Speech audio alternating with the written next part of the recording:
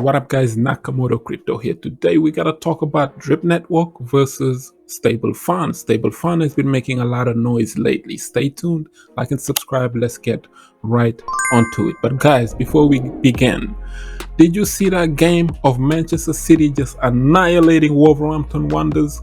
That's how big teams move, you know. That's how you put down Wolves. They talk too much, put them down. At their own home ground, they got cooked 3-0. There's a kid, if you're a soccer fan, by the way, there's a kid who just signed with Manchester City. His name is Haaland, and he is absolutely amazing. He's stunning. Kind of reminds me of a Thierry Henry or something like that. You know, if you're a soccer fan, you know exactly what it is. That was an epic game. Man City gave these teams the blueprint, man.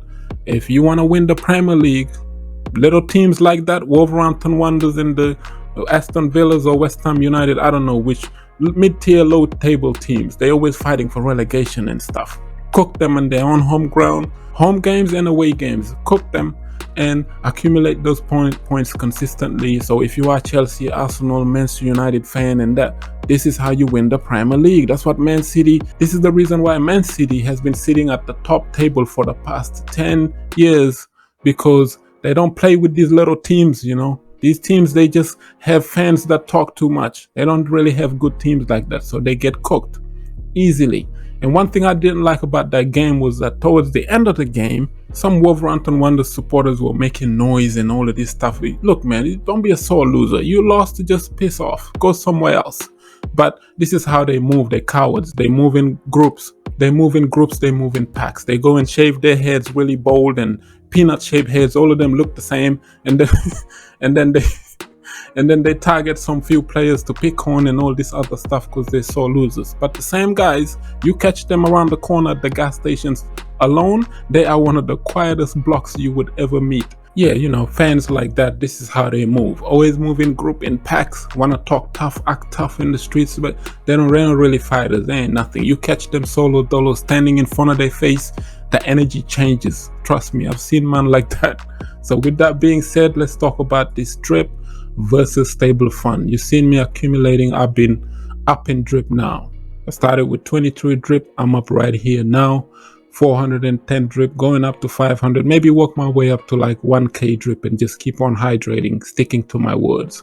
I've been adding some funds on this here. So yeah, there you have it. Stablefunds, this is it. I've talked about this months ago. This platform right here on this channel, they actually used to be Stablefunds. If you remember Stablefunds, they used to pay you like 4 to 7% daily. They were on Matic and they promised you these high APYs for about 60 days. They didn't last 60 days, trust me. They only ran for about a month and they just shut down the whole project and they said, hey, everybody lost their funds because they couldn't afford to keep that up going anyway. And they blaming this thing on the Matic Networks chain and all of that. Hoo-ha. That's a lie. Look, it's the same thing that happened with my diamond team. Contract balance goes to zero. We can't pay anybody else, so we shut down the project. Everybody lose their money.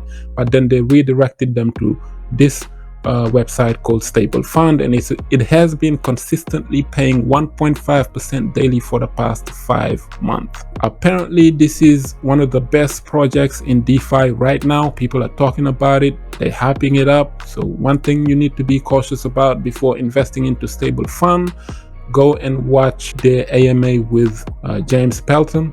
Shout out to James. You know, he asked them a lot of questions, and you can go and watch that interview and see whether or not Stablefunds is yours. You know, Drip has been consistent for the past 500 days, and Stablefunds is only been here for about 5 months. They don't have a referral system, which is good, I guess.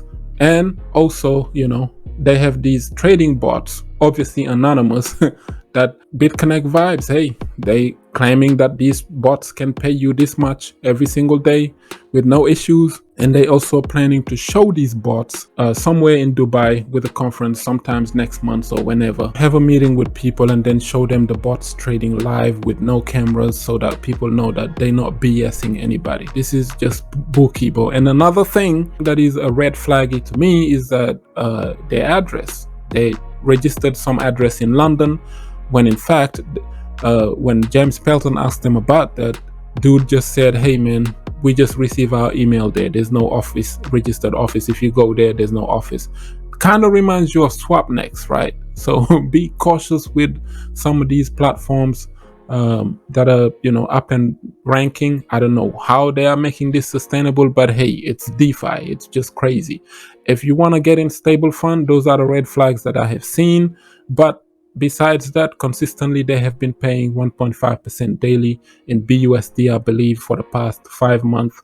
Look them up, see how it goes. There's no referral things on this one anyway. It's just another one, so go and check it out. So decide between drip and Stablefund. Which one is more sustainable? Which one do you think is gonna win out long term, and see how it goes. So we recently talked about Furio. Gonna want to check out Furio as well. Only problems, whales with Furio. So you got elephant money, you got drip, and now you got Stablefunds. That's about maybe 4 different platforms you can choose from. Look, there's passive income everywhere in DeFi anyway. It's good to be diversified, put your funds here and there, kind of play with it to see where everything goes. Drip lately, you know, people have been anticipating a drip that would moonshot after October, you know, when the animal farm fully relaunches and that. Look, my take on that is, you know, I just watched the video with Beach Office, shout out to him, and he was saying, you know, people just should be cautious, and expectations versus reality. This, it seems like a movie that already happened before, meaning back in January and February this year, before the animal farm launched, everybody was hyping this thing up. Drip was gonna explode when the farm launches, but the reality was people took funds out of drip to go put it into the animal farm to anticipate the launch, and that was hurting the price of drip. And you've seen nothing but a downward spiral since then. And on top of that, the actions that happened right after the animal farm got boarded and all this other stuff, that caused a drip price to drain further down, and now we are here at all-time lows, close to all-time lows pretty much. So my take on that is that with DeFi, you just got to be cautious. People overhyping this, anticipating this launch, or the marketing is going to do this, it's going to do that.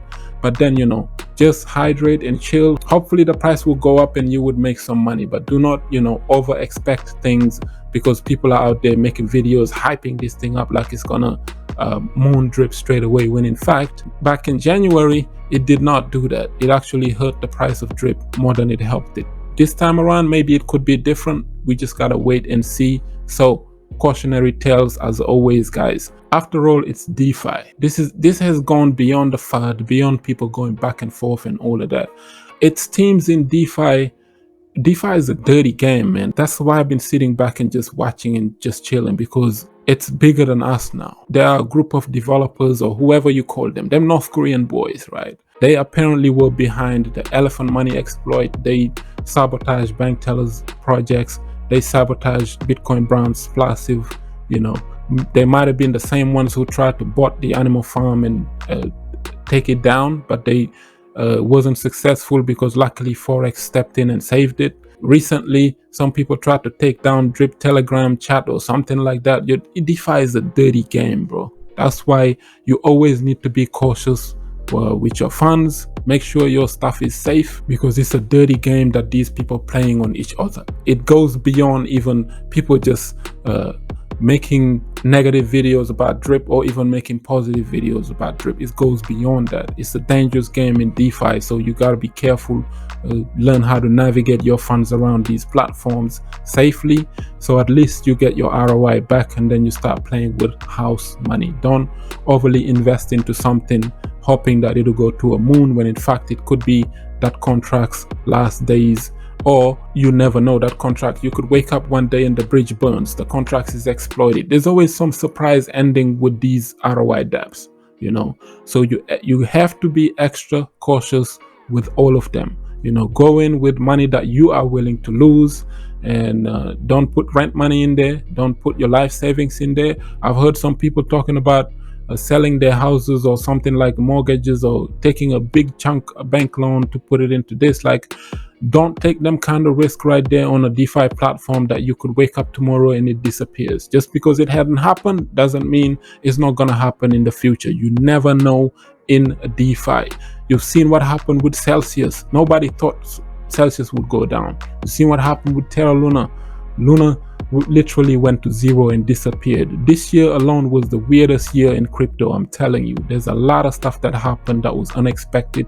People did not expect a lot of these things to happen. My take on that is to flame these bad actors in DeFi, get rid of them, and then you're gonna have platforms that are long-term and sustainable, and people can peacefully make their ROI and invest into something that can change their lives in the future. With that being said, like up the video, share it, subscribe for some crypto content. I have been Mr. Nakamoto Crypto, and I'm out.